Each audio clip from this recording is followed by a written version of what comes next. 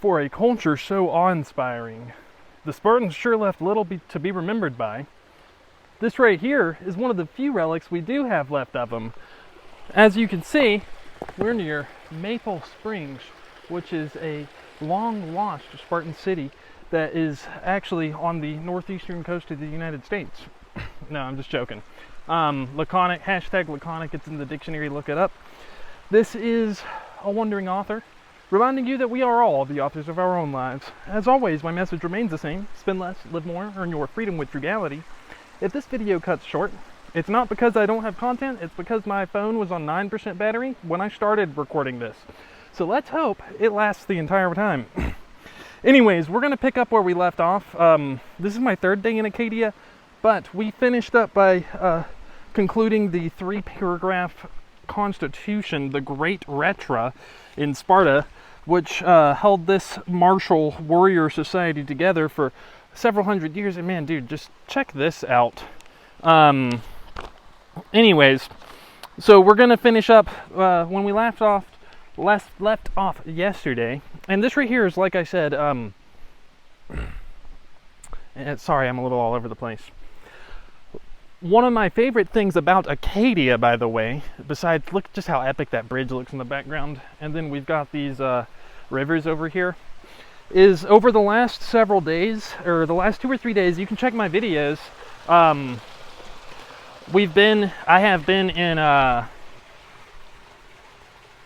Acadia National Park the entire time, and yeah, just check that out.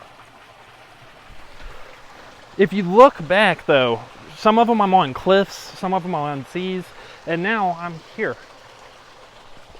There's just and it's all in the same park. Like, it's all right next to each other. There's literal beaches that feel like you're in Florida, and there's places like this that basically feel like Colorado. Just a little less steep generally.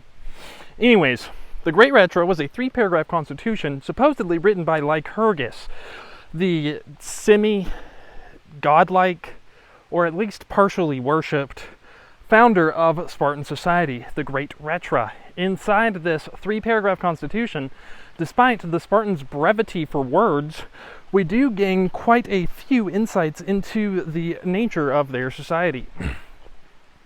For example, it says that there is a council, and we have evidence of this. The way Spartan society was ran, there were 2 kings, similar to Rome's consul or dual consulships. However, in some ways similar to Rome and to us, the council, which is the rest of the men on there, were composed of 28 senior men over the age of 60. When a spot was vacated, assembly acclamations chose its replacement. So the assemblies of the people were able to vote for the replacement. Like, it'd be kind of like if we got to vote on the Supreme Court justice whenever they died or retired or whatever, directly, instead of our representatives doing it. Counselors served for life and never had to audit their time in office. Oh yeah, I remember, there were no written laws in society. Besides the 3-paragraph constitution, which so infamously quotes, to the people belongs the right to make decisive verdicts, but if the people make a crooked decision, the elders and the leaders are to be dismissers. Plutarch, Histories. Again, there is the Spartan constitution. They held it together for several hundred years, though. So, a countervailing institution was around to check the council's power, despite Lycurgus's constitution lacking any mention of it. So there is this other group that kind of acts as a counterbalance to the king's power, the ephorate, which first appears in the 6th century and is staffed by 5 ephors, or overseers, elected by the People's Assembly for 1-year terms from the entire male citizen body. Men could only serve a single term as an ephor in his life. However, they did not have to rise to their feet whenever the king entered the room, symbolizing their power and special privileged position relative to the king. And between the years of 490s and 370s, we do have records of 7 kings being put on trial by the E4s. So it does seem that the E4s, the E4-8, had some real power when it came to checkmating their king. Hashtag pun intended. So the E4s in the council ended up serving, or they were in control of a ton of different offices. Really, it seems like they kind of ran the whole legislative work. 2 accompanied the kings whenever he was on campaign. The E4s ran internal security. They could suspend officers, which includes the king. They could arrest somebody. They also were in charge of the agagy, which is the Spartans' education program, remember from yesterday. They also handled public finance, embassy work, wartime delegations. The list goes on, but as you could get, they basically took care of all the actual governing, it seems. Membership of the E4-8 rotated rapidly, checking some of its broad-reaching powers. So, if we zoom out, we basically have a tiered oligarchy, a tiered warrior aristocracy is a better term for it. Oh man, dude, check this out.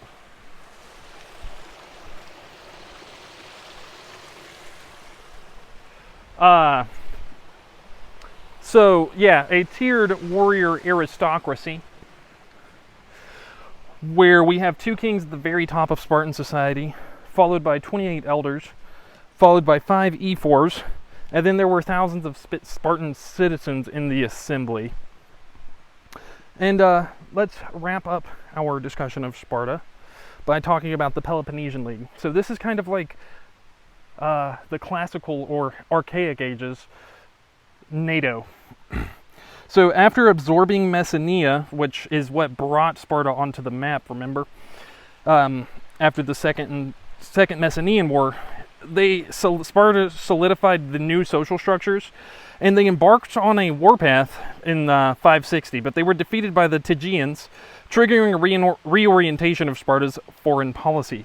So we see Sparta switch from outright annexing their the people that they're going to war against to trying to get them into these subservient alliances, basically. Technically they're allies, but it's like they basically rope them into doing what the United States did with NATO. Very similar, actually. Like, Sparta was kind of like the police force, and all the other members of the Peloponnesian League kind of had to follow Sparta's league. No, oddly reminiscent, actually. Now, like, and this is just now, this is a metaphor that I am just now coming up in my head.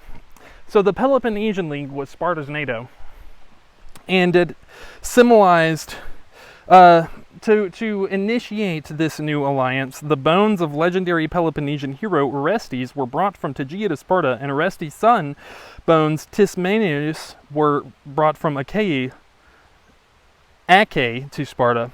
This symbolized that Sparta had earned the right to lead the Peloponnese. And by 550, Sparta successfully allied with Tegea, and a string of additional alliances shortly follows, including ones with Corinth, Elis, Sicyon, Megara, and Epidaurus. Small states wanted protection, large ones legitimacy. Members of what comes to be known as the Peloponnesian League traded men or gold to Sparta. And so it was mutually beneficial. Sparta was kind of the ringleader, but other people kind of joined into this geopolitical entity called the Peloponnesian League. Remember, this is going to be important when the Peloponnesian War comes on later on. Sparta changes the terms of membership over time so that members were obliged to follow their orders, but Sparta had no such obligation. And that's from Xenophon in his work Hellenica. So Sparta basically makes it where, like, if Sparta wanted to get, or if we wanted our NATO allies to go do something, they would have to do it if we told them, but we had no obligation to protect them. That's basically the equivalent of what Sparta did to the other members of the Peloponnesian League. The main holdouts halting Sparta's expansion at this point were Argos and the Achaeans, but they defeat them in 546. Cleomenes I ascends to power in 520, 26 years later, and quickly orchestrates some cunning diplomatic fuckery, getting Thebes to hate Athens. When approached for an alliance by the Plataeans, he told them to ally with Athens instead, as they were closer, which pitted them against neighboring Boeotia and Thebes. So, between their martial prowess and they actually had some good diplomatic skills, Sparta kind of, and man, dude, this is actually really gorgeous. Sparta becomes like the undisputed leader of the Greek world in the late Archaic Age. Now, this will be disputed later on, and it will be kind of on and off throughout their history. But, dude, gorgeous. All this meant that Sparta had cemented its position at the top of the Greek hegemony as the region's most powerful geopolitical entity by the time of Persia's invasion in 480. Consequently, they became the natural choice to lead the resistance against them. Which brings us up to where the next time we talk about Spartan or Greek history, we'll be going into the Persian Wars. We may touch a little bit on Greek culture in addition to philosophy, like their myths and religion. But the Persian Wars, it's hard to overstate just how important these are in Western history. In fact, I've heard some historians claim that the battle at Marathon was more significant in English language's history than the Battle of Hastings. I don't know what either of those are, but let's figure it out over time. No, I'm just joking. Hastings was a battle where the Normans invaded England, and the joke is that if the Spartans hadn't kept Persia out of the west, then there probably never would have been any Normans to begin with. Dude, seriously. Look at this stuff. And it's just like this all over the place. And then if I keep going straight, there's the ocean. So we've done a sweeping view of the two main players in Archaic Greece, Athens and Sparta, their political systems and major historic milestones up to the Persian Wars. Next time we'll do a broad overview of Greek society, culture, philosophy, and religion, setting the stage for ancient history's version of the World Wars. The Persian Wars are some of the most fascinating events in Western heritage, and they forever alter Greek culture, thought, and identity, unifying the Greeks as an ethnic group. It also marks our transition out of the Archaic Age and into the Classical one, which bears many similarities but has numerous striking differences at the same time. So, we're about to move away from Greece before it's the Greece that we recognize when we think about it in our heads to like actual Classical Age Greece. And what have we learned? And well, I can tell you one is that laconic is still a word that we use today, and it's based off Laconia, meaning short of speech, speaking like Clint Eastwood. That's what Dan Carlin said about it.